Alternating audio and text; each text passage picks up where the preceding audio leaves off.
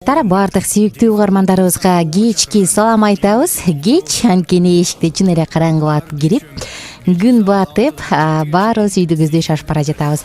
Бизди угуп жаткан замандаштарыбызга салам, бизди угуп үйүңүздө бара жаткандарга салам, бизди угуп тамак ашын даярдап аткан жеңилерибизге салам. Айтор баарыңыздарга ысык салам айтабыз. Ар дүйшөмбү Адаттагыдай иммунитет уктуруусу башталды жана сиздер менен чогуу бул саатта дагы, бул күндөрдө, бул мүнөттөрдө дагы сиздер менен чогуу биз эң сонун, эң маанилүү теманын тегерегинде сөз кылабыз. Ошондуктан бизден алыстабаңыздар деген гана тилегибиз бар. Албетте бүгүнкү темабызды алдыда жаңыртам.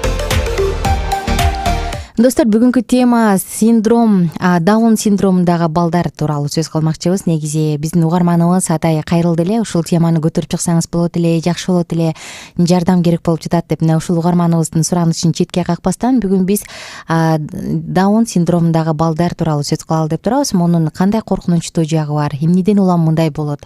Негизи эле бул эмне деген оору, айыгабы, айыкпайбы? Алдыда балдардын невропатологу менен сөз кылабыз. Ага чейин коногубуз келип калганча, жолдо бир аз тыгын болуп кармалып турат. Келип калганча сиздер менен жагымдуу музыкалык чыгармаларга кезек беребиз. Аты жөнүм Айнура Миназарова. Саатыбыздын башында эле айта кетейин, невропатолог келет. Ошондуктан суроолоруңуздар бар болсо 0705 53 16 64 WhatsApp номерубузга жөнөтүңүздөр. Иммунитет уктуруусу угармандарыбыз менен амандашып, саламдашып алып жагымдуу кечибизди баштадык достор. Дүйшөмбүнүн эң эле биринчи күнүн биз албетте ден соолуктун камын көрүү, туура жашоо, сергек жашоо образын кармануу жана ар бир үй бүлөдө акча каражатыбыз ооруканага, дарыларга эмес, тескерисинче жакындарыбыз үчүн, тамак ашыбызга, өзүбүздүн жакшы бир керектүүлөрүбүзгө жарасын. Келиңиздер, жараткан берген ден соолукту акылмандуулук менен пайдаланалы, ден соолугубузду чыңдайлы, анткени ал бизге дайым керек деген максат менен биз кайрадан бүгүнкү эфирибизди баштадык. 29 ноябрь 18 саат 09 мүнөт болду. Орто калабыз Бишкекте. Мына менин коногум кирип келип калды. Буюрса азыр сиздер менен байланыштырам, тааныштырам деп турам. Анан бүгүнкү темабыз жогоруда айта кеткендей эле Даун синдрому жөнүндө болмокчу. Ошондуктан бизден алыстабаңыздар. Бул теманын азыркы учурда кандай актуалдуулугу бар десеңиз дагы бир жолу кайталагым келип турат. Угармандарыбыз абдан суранышкандыктан биз четке калтырып кое алган жокпуз. Анан албетте Facebook социалдык баракчасынан биздин эфирдин кайталоолорун көрүп болду жака комментарий калтырып келген угармандарыбыз бар. Андан тышкары өзүбүздүн жекече баракчаларыбызга жазган угармандарыбыз бар. Эгерде сиздерде дагы ушундай бир конкреттүү, актуалдуу суроо болсо, кандай кылсам болот деген өзүңүздүн ушундай бир көйгөйлөрүңүз болсо, бизге кайрылсаңыздар, колдон келген жардамга бергенге аракет кылабыз. Коногум да келип калды. Кутман, кечиңиз менен дароо эле сизди кепке тартып берейин. Убактыбыз 10 мүнөт өтүп кетти. Саламатсызбы? Саламатсызбы? Жакшы жетип алдыңызбы? Саламатсызбы? Жакшы. Жолдун тыгындарынан бир аз кармалып калдыңыз окшойт, Ошол да себепчи болду го дейм. Жумуштан кеч чыктым, өзү жумушум 5:30да бүтөт. Анан бүтүп эле чыккадыңыз. Бүтүп алып эле чыккадым. Бирок ошого карабастан келгениңиз үчүн чоң рахмат. Жакыныраак отуруп алыңыз, микрофонго жакын сүйлөгөндөй болуп. Анан бир аз өктөмүрөөк сүйлөгөнгө аракет кылыңыз, Эгерде биздин угармандарыбыз чалып калса, анда кулакчынды кийиш керек болуп калат. Эгер чалбаса, мындай сүйлөй берсеңиз болот. Достор, анда саатыбыздын башында мен байланыш сандарыбызды айтайын. Бүгүн биздин төрүбүздө балдардын невропатологу, невропатологдор аз бизде, анан барсаң кезек аябай көп. Оңой менен жетпейсиң, Анысы кандай? Невропатолог, ошондуктан мүмкүнчүлүктү колдон чыгарбаңыздар. 0705 53 16 64 WhatsApp номерубуз кызматта. 0705 53 16 64. Андан тышкары түз байланышка дагы чыксаңыздар болот. 91 19 19 сандарын терип 91 19 19. Саламатсызбы? Биздин коногубузду тааныштыра кетейин. Наркозиева Сапина Нурмухаматовна, балдардын невропатологу. Угармандарыбыз менен амандашып алыңыз. Саламатсыздарбы? Саламатсыздар баарыңыздарга. Андай Сапина эжеке, сиз менен таанышканыбызга, көрүшкөнүбүзгө абдан кубанычтамын. Ушул бүгүн биз угармандарыбыздын суранычы боюнча Даун синдромунун тегерегинде сөз кылалы дедик. Анан сиз бизге ушундай бир сонун, кызыктуу, керектүү маалыматтарды берет деп ишенем.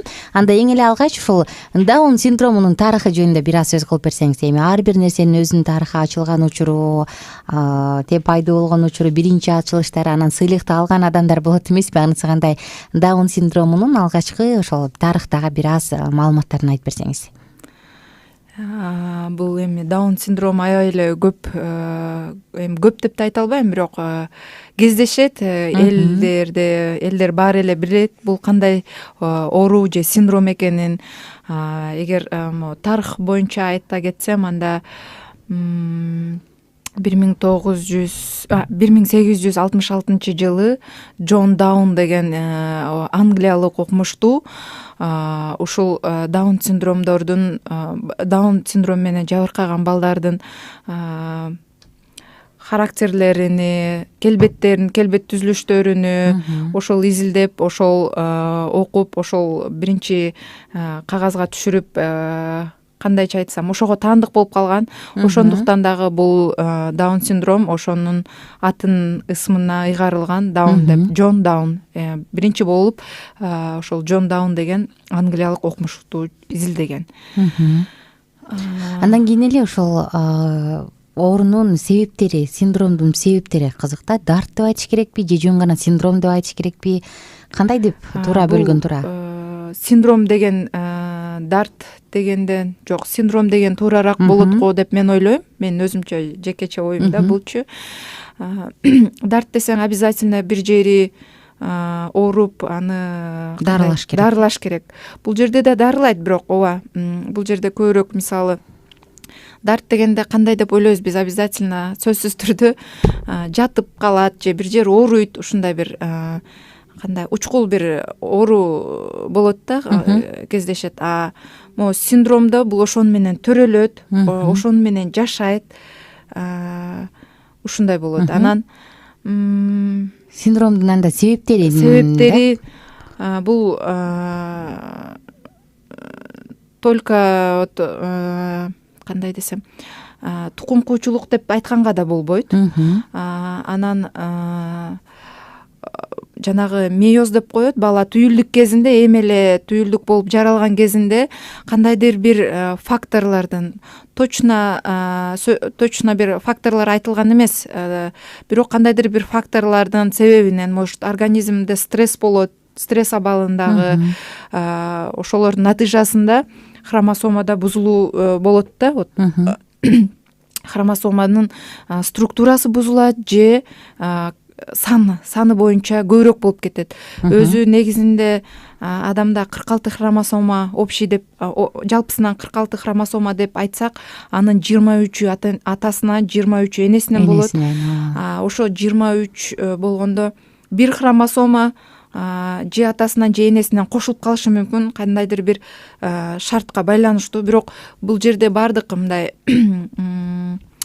биз окуган китептер боюнча сөзсүз бул мына чылым чегүүдөн же алкоголдон же дагы бир башка бир факторлордон именно даун синдром төрөлөт деген нерсе жок. Ошол барып ал жана болушу мүмкүн дегендер бар. Болушу мүмкүн дегендер бар. Ыктымалдар гана. Ыктымалдар бар. Анан тукум куучулук деген дагы бир вариант бар. Анда болсо бир ошо бир жалпысынан бир алганда семьяда бир 2-3 даун синдром кездешкенде, бул боюнча анда бул тукум куучулук деп эсептесек болот да. Андай семьяларды мисалы мен деле кездештирем. Чоң энесинин баласы даун болсо, анын неберелеринде болуп калган кездер бар биздечи. Ушундай анан дагы бир факторлор бар. Бала ал кандай десем, көп бала төрөгөндөн кийин многодетный деп коет. Ошолордон кийин дагы анан ата-энелердин возрасты, аялдардыкы 35 жаштан кийин, эркектер 40 жаштан кийин көбүрөөк ушул даун синдромуна мындай риск болуп калат экен да, риск ушундай деп болжомолдор бар. Ошол кызык болду да. Мен ошол эфирге даярданып анан орусиялык невропатологдун бир макаласын окудум. Алда даун синдрому көбүнчө эне аркылуу, эненин клеткалары аркылуу берилет деп, энеден көбүрөөк көз каранды дешет экен да. Бул негизи ушундайбы же бул деле божомолбу? Мен көбүрөөк энеден берилет депчи. Бирок мына мен сизге анда наследственный, то есть тукум куучулук фактордон именно энеден кеткени ооба көбүрөөк кездешет, энеден кеткени. Мисалы кыз тараптан көбүрөөк кездешкени туура. Азыр мен өзүмдөгү болгон тажрыйбамдан уже элестетип көрдүм. 2-3-өсүндө кыз тараптан болгон, вот энеси тараптан, бабушка тукумунда бар болчу. Тукумунда бар болчу. Чоң энеси чоң энесинде, анан кыздын баласы болуп калып атат. Ошондо ооба эне может мүмкүн болушу мүмкүн. Кызык себептеричи дагы жогоруда мисалы сиз айта кетпедиңизби, конкреттүү бул деп айтканга болбойт деп, ошол сыяктуу мисалы чылым же туура эмес жашоо образы деген сыяктуу нерсе себеп болушу мүмкүнбү, же мунун хромосомага тиешеси жокпу? Эми мен точно ушундай болушу мүмкүн деп айта албайм, бирок болжомолдор бар. Анан дагы бир может точно айта албайт экенмин антсын. Айта албайсыздар, Бул клетканын деңгээлинде нерсе. Клетканын деңгээлинде, анан бул деген именно жанагы эң эле түйүлдүк эми пайда болгон кездеги болгон патология деп эсептелинет да. Эми хромосома энеден 23, атадан 23 өткөндө, жалпысына 46 болгондо 21 пайызына, то есть 21 парасына келип бир хромосома ашыкча болуп калат. Ошондо даун синдрому келип чыгат. Анан бул алыста даже ата эне өзү да билбей калышы мүмкүн да, ошол кезде өзүн кош бойлуу кезинде кош бойлуулук экенин даже апалар билбей деле калышы мүмкүн ошол процесстечи, ошол моментте. Анан чылым чеккени боюнча, анан же туура эмес образдагы жашоолору боюнча так айта албайт экен. Бирок болжомолдор бар, ооба. Бар, кандайдыр бир фактор риска болушу мүмкүн. Фактор риска, ооба, ошондой болушу мүмкүн. Бизде Кыргызстандачы мисалы канчалык деңгээлде кездешет? Мисалы эгерде 100гө 1 деп ала турган болсок, негизи барбы бизде кездешкендер? Эми точно так маалыматтар жок, бирок орточо эсеп менен айтканда 800-700 балага бир кездешет деп болжомолдор, ошондой статистикалардын берилип турат. Дүйнө жүзү боюнча алганда деле 600-дөн 800гө чейин бир бала ошо даун синдрому менен жабыркап калышы мүмкүн деген статистикалык данный маалыматтар бар, ооба. Сейрек кездешет деп деле айта албайм. Азыр бир 2000-жылга чейин биз окуганда, мисалы айтканда, мен өзүм медакадемияда окуганда, китепте окуганбыз биз, бул 40 жаштан кийинки өткөн кош бойлуу айылымдарда көбүрөөк кездешет. Многоплодная беременность деп коет. Многоплодная беременность, то есть мурун биздин чоң апалар онду төрөгөн, ошондон кийин дагы организмдин тез карышы, ошондон болот деп биз окуганбыз. Бирок азыр карасам, өзүмдүн тажрыйбамдан эле карасам, жаш кыздардан деле 22 жаш, 25 жаштагыларда деле ушундай даун синдрому менен балдарыны төрөп атат. Ошол менен бизге кайрылып аткандар бар да, сөзсүз түрдө эле 40 жаштан өтүш керек деген эмелер, болжомолдор азыр андай нерсе жок. Менде да суроо болуп атат да, мисалы ошол бала түйүлдүк кезинде эле, эненин курсагында кезде эле кандайдыр бир белгилер болобу? Ошол бала ушундай синдром менен төрөлүп калышы мүмкүн, же бир коркунуч бар, ушундай риск деген, неден улам билсе болот, барбы ушундай? Ооба, азыр бар. Азыр биздин Кыргызстандын шарты боюнча айтсам, бизде УЗИ скрининг кылышат. И бардык ушу кош бойлуу болочок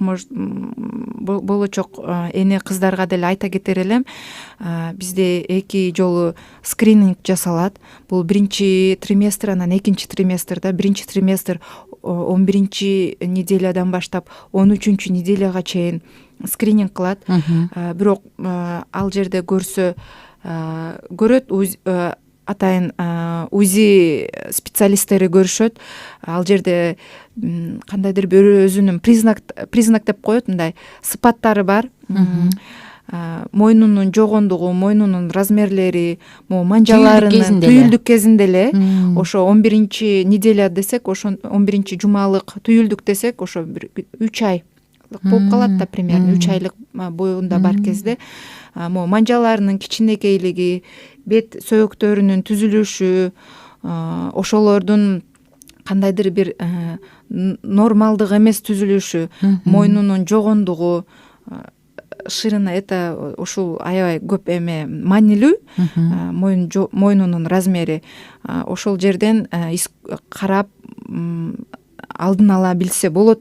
Бирок бул дагы жок сенде вот 100% даун бала менен төрөлөт деген нерсе эмес, бирок көбүрөөк жакшы маалыматтарды алса болот. Анан экинчи триместр бул 15 жумадан баштап 20 жумага чейин экинчи триместрде дагы кайталайт. Жанагы биринчи триместрде риск болсо кайра келип дагы кайталашы мүмкүн. Анда уже жүрөктөрдүн пороктору болушу мүмкүн. Себеби даун синдром менен жабыркаган балдардын 40-30%-ында жүрөктөрүнөн порок деп коет. Ошо кемтиги, жүрөк кемтиги болушу мүмкүн. Жүрөк кемтиги болушу мүмкүн. Көпчүлүк кезде ушу жүрөктөрүнөн кемтик болуп ушундай. Ошол дагы даун синдромуна эгер УЗИден көрсө, ал дагы диагнозго плюс болот да. Анан эң аягында жанагы дагы бир төрөөрдүн алдында дагы бирөө түшөт, төрөөрдүн астында ооба түшөт. Анда эмне себептен бизде ранняя диагностика деп коет, эрте диагноз кылып 11 жума же 15 жумада анан ата энесине айтса, вот сенде мындай, сенде ушундай баланын төрөлүшү коркунучу бар десе, алар эми өздөрү ойлонуп көрүшөт, чечим чыгарып алышат да, кандай кылат, кайра калтырабы же башка жолдорун карап көрөбү, ушундай. Уже сиз айткан акыркы срокто ал жерде уже кеч болуп калат, анан төрөшкө туура келип калат да. Анан кээде болот аябай жизненно неспособный деп коет, то есть төрөлгөндө жүрөктөрүнүн кемтиги кандай грубый, айта бериңиз. Грубый болот, порок сердца грубый. Ошолор менен кыйналып жүргөндөн көрө ошо ранний диагностикада көрүп эле ошол жерден вывод чыгаргандагы, чечим чыгаргандагы кээде жакшы болот го деп мен өзүм ушинтип ойлойм.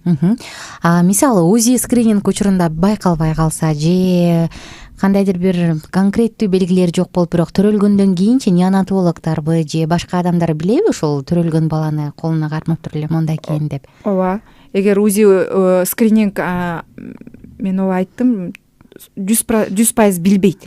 Төрөлгөндө уже көргөндө эле сразу билинет баары. Сразу эле билинет. Булардын келбетинин түзүлүшү баары бири-бирине окшош болот эмеспи? Көзүнүн түзүлүшү, кулактарынын түзүлүшү, баштын баары көрүнөт. Анан алаканынан дагы сразу көрсө болот. Бир жалпы мындай бир сызын линия кетет. Анан 5-чи чыпалак манжасында дагы деформация деп коет, ошондой болушу мүмкүн да. Неонатологдор аны сразу көрүп туруп эле билет. Ооба. Андан тышкарычы, мисалы көбүнчө жана көздөрүнөн байкап келишет, тилинен байкап келишет. Тили чоң болуп калат. Себеби ооз көңдөйү кичирээк болот. Бизде термин менен готическое небо деп коет. Ооз көңдөйү мындай куш болуп, кичикей болгондуктан тили да чоң болуп, анан батпай дайыма эле баланын тили чыгып турат да бул жаккачы. Ошондойдон билсе болот.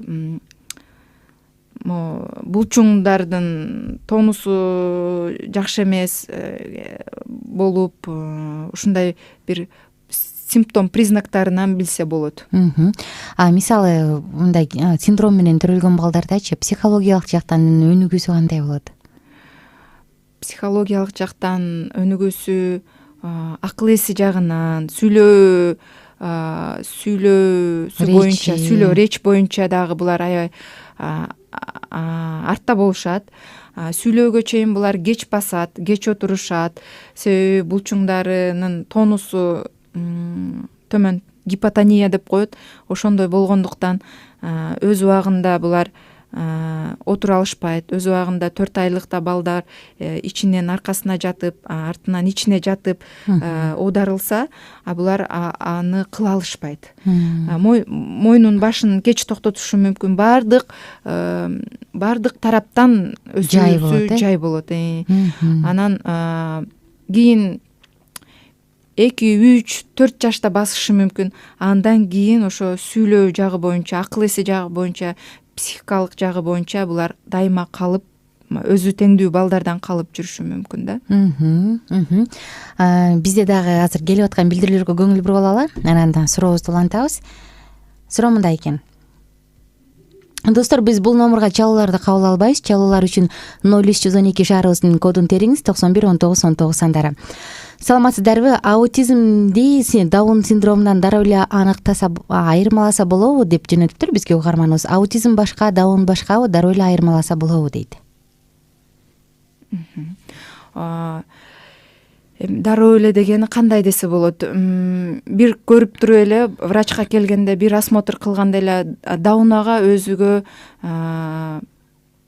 өзүнө тиешелүү белгилери бар. Булар дайыма күн балдары деп коелот. Булар дайыма кандай десем, дайыма күлүп турушат, контактка бат киришет, сен менен бат-бат сүйлөшкүсү келип, эмоционалдуу балдар болушат да. Даун синдрому менен. Аутизм балдар андай эмес, алар наоборот качат, контактка келбейт, атын айтсаң карабайт, өздөрүнчө мындай бир бурчка туруп алып, мындай сразу эле байкалат. Булар көргөндө эле специалисттер, биз невропатологдор билебиз, келбетинен эле уже бул Даун синдром деп айтабыз. Мисалы, антимонголоидный түзүлүшү көздөрүнүн. Азыр угарманыбыз бар, кабыл алып алалы, анан уланталы. Кулакчыны кийип аласызбы? Алло, саламатсызбы? Сиз Окей радиосундасыз. Кутман кечиңиз менен таанышып алалы. Алгач атыңыз ким болот? Атым Элиза. Элиза айым, анда кулак сизде. Кандай сурооңуз бар? Мен ошол жаш кезимден бир башка чалыкканда невропатологко биринчи мен диагнозумду айттым врачка. Рассеянный сколиоз деген диагнозду чалыкканда врач өзү билет. Анан ушул жаштар 10 жаштарында чалыкканда, анан ушул оорудан мен азыр уже 24-кө чыгып калдым. Мен балалуу болсом болобу, сиз практикаңызда кездешкенби, ушундай жаш деп ошентип деген суроом. Суроо түшүнүктүү. Рассеянный склероз дедиби? Диагнозуңузду бир жолу да кайталап коесузбу, эжеке? Рассеянный сколиоз деген склероз, рассеянный склероз, ооба. 10 жаштарында чалыккан. Бирок мен жакшы эле жүрө берем, бирок кээде ооруп кыйналам да. Анан ошого жашым уже 24-кө чыгып калдым. Мен балалуу болсом болобу деп көрөйүн деген. Практикаңызда болгонбу, ушундай балалуу болгон деп. Рахмат. Алыстабай туруңуз, азыр жооп беребиз. Бул рассеянный склероз деген оору, бул жаш балдарда аябай сейрек кездешет. Биринчиден, 10 жашында кээде мындан да эрте башталып калышы мүмкүн, бирок бул аябай өтө сейрек кездешүүчү оорулардын бири. Именно вот балдардын возрастында, жаш балдарда бул в основном негизинен бул чоңдордо кездешүүчү оору да, рассеянный склероз. Анан мага балалуу болгонго болобу, болбойбу деген суроо болду бул жерде. Балалуу боло аламбы? Балалуу боло аламбы? Буюрса балалуу болсо кандай бала төрөлөт деп ойлонушса керек да, эжеке. Аны мен сизге точно айта албайт экенм, эже. Себеби мен только жаш балдардын врачы болом. Андай чоңдорду мен мындай байкап, тажрыйбамда андай нерсе болгон эмес. Себеби бизде балдардыкы, мен иштеген жерде 3 жаштан 18 жашка чейин балдарды көрөбүз. Андай кездешүүлөр бизде болгон эмес. Анан мен сизге чындыгында өзүм катары өзүмдүн оюмду айтып коеюн. Болсоңуз болош керек, бирок сиз алдын ала бир сыйра невропатологко барып, ушул боюнча консультация алыңыз. Балким сизди дагы бир жолу томограммага жиберип, томограмма МРТ, магнитно-резонансный томограмма мээникини көрүп, бир сыйра дагы бир чукул обследование кылып коебуз. Ошо боюңузда төрөйүм деп пландагандан кийин ооба анан бул боюнча өзүңүздүн ооруңузду обязательно өзүңүздүн учетко турган гинекологуңузга дагы айтып койгоңуз абзел го деп ойлоп атам да. Жакшы болот. Себеби мен точно айта албайт экенм, бирок ушул эки врачтын чечүүсү менен бир чечимге келсеңиз жакшы болот го деп ойлойм. Рахмат. Анда биз жана угарманыбыздын суроосун уланталы. Аутизм менен Даун синдромунун кескин айырмачылыгы барбы, кандай айырмасы бар деп жөнөткөн? Даун синдромунун жана айтып кеттим, бетинен конкреттүү белгилери бар мында. Конкреттүү белгилери бар, ооба. Ал эми аутизмдечи? Аутизмде бул бизде фенотип деген түшүнүк бар. Фенотип бул түзүлүшү да. Алардын бетинин түзүлүшү, алар обычный эле адамдар болот. То есть айырмаланбайсың. Алардын жөн гана мындай жүрүм турумунан, адамдарга жакындарына болгон реакциясынан, ушундай жактарынан байкаса болот. Даунада болсо фенотиптен эле сразу көрүп, бул Даун синдром деп айтсак болот. Алардын экөө эки башка тармактагы ушундай болуп калат. Кийинки суроо бар. Саламатсыздарбы? Абдан керектүү экен. Сизге рахмат Айнур айым. Көптөн бери суранып жүрдүм элем. Менде мындай суроо бар. Балам 5 жашта, бирок атын чакырсаң кээде укпай да коет, оңой менен бир нерсе түшүнбөйт. Гиперактивный, өтө эле тентек, сүйлөгөндү да жакшы билбейт. 5ке чыкканда эми 2-3 сөздү кошуп сүйлөп калды. Эмнеден болушу мүмкүн? Кайсы жакка көрсөтөбүз? Бул аутизм эмеспи деп жөнөттүр кийинки 300 сом сандар. Эмки эфириңизди аутизм боюнча кылат окшойсуз. Аябай бул активдүү темалардын бири болуп атат. Азыр чындыгында балдар бизге дагы кайрылуулар өтө көп. Балдар дагы ушундай сүйлөө боюнча речевой задержка деп коет. Ошо боюнча кайрылгандар дагы өтө көп кездешип калды. Аутизм деп расстройство аутистического спектра, РАС деп коебуз. Өзүнүн ал жерде атайын тесттери бар. Биз ошо тесттер менен иштеп, предварительно алдын ала подозревается деп коебуз. Алдын ала байкап көрөбүз да, ушул аутизмге жакыныраакпы же кандай деген симптомдору менен байкайбыз. 5 жашта болсо балаңыз эгер атын айтса укпаса, биринчи аудиограмма кулагынын угушун текшерип көрүш керек. Бул жерде кулагынын угушу, балким балаңыздын кулагы жакшы укпай, сиз атын айтсаңыз дагы себеби ал укпайт да, карап айткандыр. Ошондуктан кулактын угусун текшериш керек. Эгер кулактын угусу жакшы болуп, аны аудиограмма деген аппарат менен текшерет. Эгер ал жерде кулактын угусу норма деп чыкса, анда кайра сиз невропатологко көрүнүп, ошол МЧАТ деген тест бар. Ошо МЧАТ деген тесттен өтсөңүз, ал жерде айтат, сиз дальше сизде ошо расстройство аутистического спектра дегенге жакын келесизби, келбейсизби, ошол жерден болжомолдоп көрсө болот. Анан кээ бир балдар азыр бизде көп ушундай кездешип атат дебедимби? Кээде бир аз ата-энелер логопеддин, дефектологдун жардамы менен лечение кылса, жакшы болуп кеткен кездер дагы көп кездешет. Аутизм дегенде мисалы жана бир ордунда эле тиктеп отуруп калат деп да айтышат го. Бул да конкреттүү бир белгисиби? Бул жерде мисалы балам 5 жашта, бирок гиперактивдүү деп атпайбы? Же ар кандай болуп калышы мүмкүн? Аутизмде ошондой гиперактивдүү дагы болушу мүмкүн. Өз алдынча ойноп, эч ким менен контактка келбей, айткан сөздү укпай, ошондой болуп калышы да мүмкүн. Бул жерде конкреттүү специалистке кайрылып туруп, анан ошого болжолдосо болобу, болбойбу көрүш керек.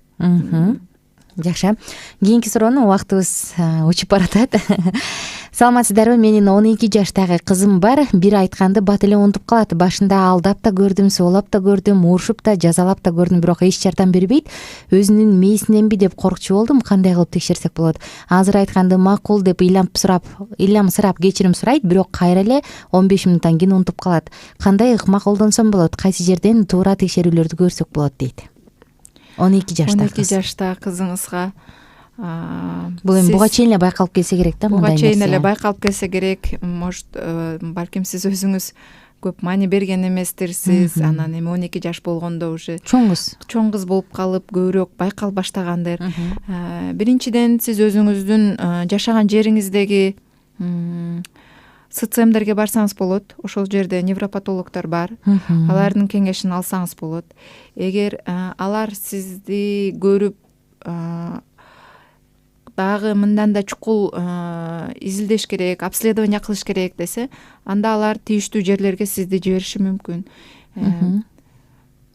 Мисалы мындай учурдачы, сөзүңүзгө аралжы, мисалы 12 жаштагы кызды невропатолог алып барып анан сураса, ал мисалы апасы же атасы айтпайт болуш керек да, мен сени ушундай деп ойлоп атам депчи. Бала кандай кабыл алат? Мында ал үчүн бир комплекс болуп коркунуч жаратпайбы же психологдорго барыш керекпи? Бала аны түшүнбөйт да. Эгер түшүнсө, ал жанагындай айткан нерселерди кылмак эмес. Анын действительно акылы кичине кемирээк болуп, акыл эсинин өсүшү жайыраак болуп аткандыр. Ал балада андай кезде уялыш деген болбойт. Ал унчукпай эле тура берет алар. Ушундай болушу нормалдуу эле барса. Алар үчүн бул нормалдуу эле нерсе болушу мүмкүн да. Жакшы. Достор, биз дагы бир жолу кайталай кетейин. Байланыш сандарыбызды 0705 53 16 64 WhatsApp номурубуз кызматта. Жана түз байланышка дагы чыксаңыз болот. 0312 шаарыбыздын коду 91 19 19 сандарын терип 91 19 19. Линиябыз бош. Кийинки чалууларды кабыл алганга даярбыз. Кайрадан анда темабызга кайталы. Физикалык өзгөчөлүктөр жөнүндө айтып бердиңиз. Даун синдромун кантип тааныса болот, кантип айтса болот экен.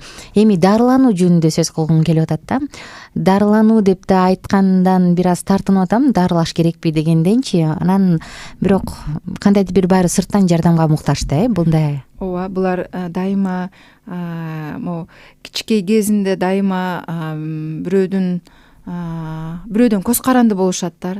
Ата-энесинен, үйдөгү үй бүлөсүнүн бир азыркы чалууну кабыл алалы, кечиресиз.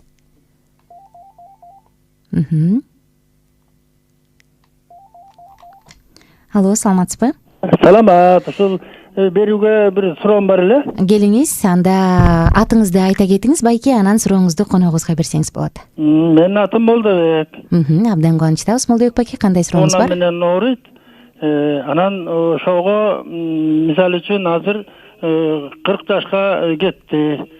Мындай адамдар да эле көп жашка чыгышабы? Же кандай? Ошол жагын эметет. Анан бу генетический деген оору экен деп айтып атышат. Дауна деген Англиянын окумуштусунун атынан коюлган дейт.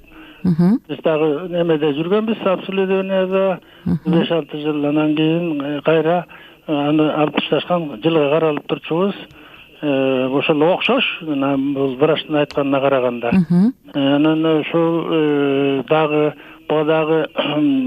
бир жактуу эле айткан кыйын го. Азыр эми мисалы үчүн кээде сүйлөйт, мындай эме убактарда айткан түшүнүп турат. Бирок калган фенотип деп коет, билишүү ошол ооруга ылайык ошондой. Ошондо Молдобек байке, сиздин конкреттүү сурооңуз кайсы болду? Өмүр жашы адамдарда эле көп жашка чыга алабы? Түшүнүктүү, рахмат. Анда азыр жооп беребиз. Саламатсызбы байке? Жашы боюнча 40 жаш, 35 жаш деп айтылат. Бирок мындан көпкө чейин жашагандар деле бар. Бул биринчиден мынау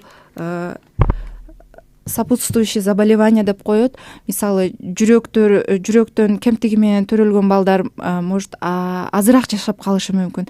Эгер баланын ден соолугу жакшы болсо, эч жери беспокоит этпесе, булар жашай берет. Мен билем, 50 жашка чыккандар деле бар. Даун синдром менен 60 жашка чыккандар деле бар. Ушул даун синдром менен балалуу болуп балдары ден соолукта жакшынакай эле төрөлгөндөр да бар. Бирок бул 100% эмес. Баары бир коркунуч болот. Ата-энеси даун болсо, балдары дагы даун төрөлүшү ыктымал деген коркунуч болот. Себеби мунун жогоруда айтылгандай бул тукум куучулукта болушу мүмкүн. Анан жанагы хромосоманын патологиясы, түйүлдүк кезинде хромосоманын структураларынын түзүлүшү дагы болуп кетиши мүмкүн да. Бул эки тараптуу эме болуп атат да, оору. Ошондуктан жашоо, продолжительность жизни бул уход баланы кандай жакшы карагандыктан. Эгер өзүнү жакшы караса, эч жери оорубаса, булар жашай берет кадимкидей эле болуп. Ошол эле жанагы акыл эсинин бир аз акырын жай өскөндүгү, бирдемкенин кабыл алуусунун начар болгондугу эле болбосо, кадимкидей эле жашай берген болот. Рахмат. Кийинки сурообуз биз уланта берели. Азыр СМС келген чекти 0312 91 19 19 WhatsApp номерубуз, түз байланыш номерубуз, ошол жака чалсаңыз болот. Жана 0705 53 16 64 сандары WhatsApp номерубуз, ал жака жазып оюңузду калтырсаңыз болот.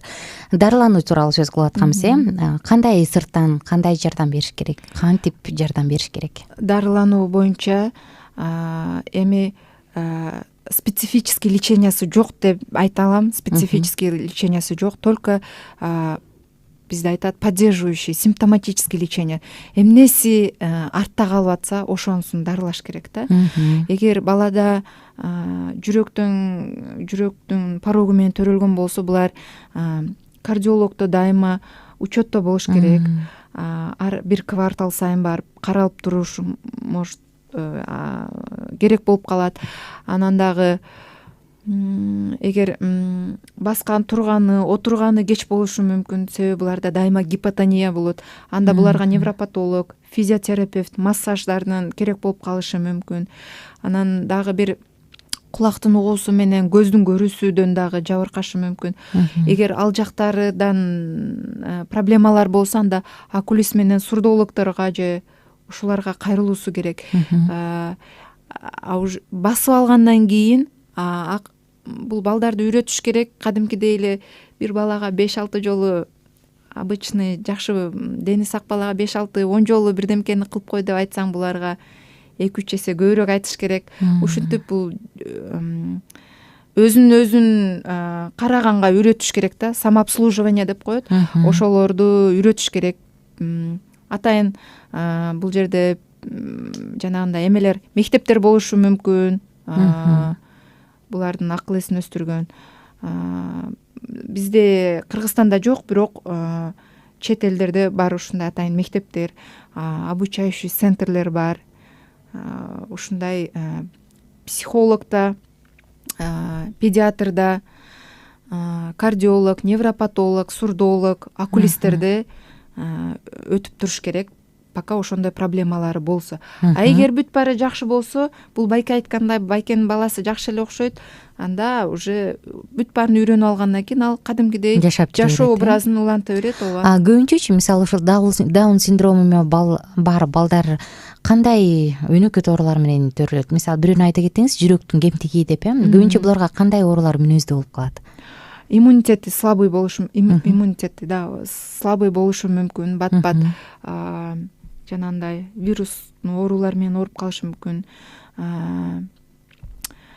Иммунитет слабый болгондуктан бат эле жугуштуу оорулар келип алат, жугуштуу оорулар менен ооруп калышы мүмкүн. Анан катаракта ушундай эмелер болушу мүмкүн. Толуп кетүү, ашыкча салмактагылар болушу мүмкүн. Анан могу калкан безинин иштешинин калкан бези начар иштейт. Ошондуктан булар толуп кетип, жок, ал калкан безине байланыштуу эмес, бирок толуп ожирение деп коет. Булар даже эндокринологдо дагы учетто турушу мүмкүн. Эртерээк жетилүүсү дагы болушу мүмкүн. Ушундай ар бир жашка өзүнүн бир кандайдыр бир проблемалары болот да. Ошол кез менен көрсөтүп туруу керек өзүнүн специалисттериндечи. Рахмат. Бүгүнкү биздин төрөбүздө коногубуз Нарказиева Сапина Нурмухаматовна, балдардын невропатологу. Бардык суроолорду кабыл алууга даярбыз. Карамагыбызда 10 мүнөттүк убакыт бар. 0705 53 16 64 WhatsApp номерубуз, жана түз байланышка чыгам десеңиз 0312 шаарыбыздын кодун териңиз, 91 19 19 сандары кызматта. саламатсыздарбы? Балдардын тили жакшы келбей турса, сөзсүз эле дефектолог, логопед болсо керек. Логопедке алып барыш керекпи же кандайдыр бир ыкмаларды колдонсо болобу? Эмнеден улам чулдур болуп калышат балдар деп жөнөттүр кийинки угарманыбыз. 110 санда рахмат айтабыз. Бул эми баланын жашына байланыштуу болот. Эгер балаңыз 2 жаш, 3 жаш болуп тили чулдурап атса, ал нормалдуу деп эле эсептелинет. 5 жаш болуп мектепке барарда 6 жашта ата энелер алып келет бизге балдарын, чулдурап атат бул деп. Анан мектеп мугалими деле айтат, балаңар мектепке даяр эмес экен, алып баргыла врачка дейт. Ошондой кезде уже ошо логопед дефектологдун постоянно болбосо дагы бир 2-3 жолу ошолордун сабагына барып койсо, балага жакшы туура жолдорун көрсөтөт да, ошо тилдин жакшы сүйлөгөнүнө, тилдин иштешине туура көрсөтөт. Биз өзүбүз ата энелер билбей калышы мүмкүн, билбейт алар. Атайын адистер ошону окуган, анан туура направление бериши мүмкүн деп ойлойм. Бүт баары баланын жашына байланыштуу болот. Эгер 2 жаш, 3 жаш болсо, ал тили чулдураса, анда ал нормалдуу эле го деп ойлойбуз. Таттуу тилде. Жакшы. Кийинки суроом анда сизге, Сапина эже. Ошол Даун синдрому болобу же аутизмби кайсыны албасын ушундай бир оору синдром менен төрөлбөш үчүн жаш энелерге, апаларга, байкелерге кандай кеңеш бересиз? Жаш жигиттерге мисалы кантип сактансак болот? Кантип биз дени сак, жакшынакай балдарды төрөп, кантип балалуу болушак болот? Булдан эч ким, мисалы мен билем, түшүнүп атам, эч ким мындан кепилдик жок да, 100% дегенчи, бирок ошентсе дагы кандайдыр бир аракет кылуу барбы? Эми мен болочок жаш кыздарга, энелерге кеңешим биринчиден төрөрдүн астында, бойго болуудун астында пландаштырыш керек. Сөзсүз түрдө врачка барып, бир сыйра көрүнүш керек, гинекологко барып, анан жанагындай чылым чексе же башка дагы бир туура эмес образда жүрсө, ошолордон арылыш керек го деп ойлойм. Анан эң биринчиден ошо фолиевая кислота деп коет. Ошол бул витамин, бул группа Б витамин, именно вот нервный системага керектүү. Анан бул деген доказательный базасы бар да. Фолиевая кислотаны биринчи триместрден баштап, бойго бүткөндөн баштап ошо пландаштыруу деген сөз ошолорду ичи баштайт энечи. Анан тиги витаминдерди ичи башташы мүмкүн. Ошолор жанагы нерв системасынын, жанагы порокторунун, жүрөктүн порокторун ошол фолиевая кислота алдын алат. Бизде көпчүлүк эле аны ичпейт. Ушуну кеңеш кылып айтат элем. Анан сөзсүз түрдө өзүнүн адистерине барып көрүнүш керек. Ушундай кеңешим. Рахмат, чоң рахмат. Чындыгында пландап, чын эле бир адамды жарык дүйнөгө алып келем деп, анан ошол үчүн жоопкерчиликти сезип, толугу менен мен жоопкерчиликтимин десең, анда жоопкерчиликтүү дагы мамиле кылат. Рахмат, биз саатыбыздын соңку мүнөттөрүнө дагы бир суроо келип калды, карап алалы, анан саатыбызды жыйынтыктайлы. Саламатсыздарбы? Балам 6 жашта, телефондон башка эч нерсени билбейт, сүйлөбөйт дагы, тили да чыга элек. Бир нерсе айтсаң катуу кыйкырып, чаап жиберет, бирок жакшы сүйлөбөйт. Эмне кылсак болот? Алдын ала кеңешиңиз үчүн ыраазычылык айтам. Кудайым жалгасын деп жөнөттүр сизге. 6 жашта экен. Балаңыз 6 жашта. Бул азыр бардыгы эле көпчүлүк балдар, бизде көпчүлүк балдардын баары эле ушу телефонго байланып калган, аябай байланып калган. Андай ар бир үй бүлөдөн деле кездешсе болот бул нерсечи. Анан эмне деп кеңеш берер элем? Биринчиден, өзүңүздөр телефонду аскармаңыздар. Бала көргөнүн кылат дейт. Биз өзүбүз кечке телефондо отурабыз, себеби бизге ал кызыктуу. Балага да кызыктуу болуп карайт кечке. Анан ошондон башталат да баарычы. Күндө азыраак кылып көбүрөөк китеп окусаңыз, көбүрөөк сиз үн чыгарып китеп окуп берсеңиз, жана жаңылмаштарды айтып баштасаңыз, балага дагы ошол кызыктуу болот. Бала менен кошулуп сүрөт тартсаңыз, бала менен кошулуп ойносоңуз, ойнойт дегенде жанагындай у деген оюндар эмес, мындай логиканы өстүрө турган, мышленияны өстүрө турган сүрөт тартыңыз.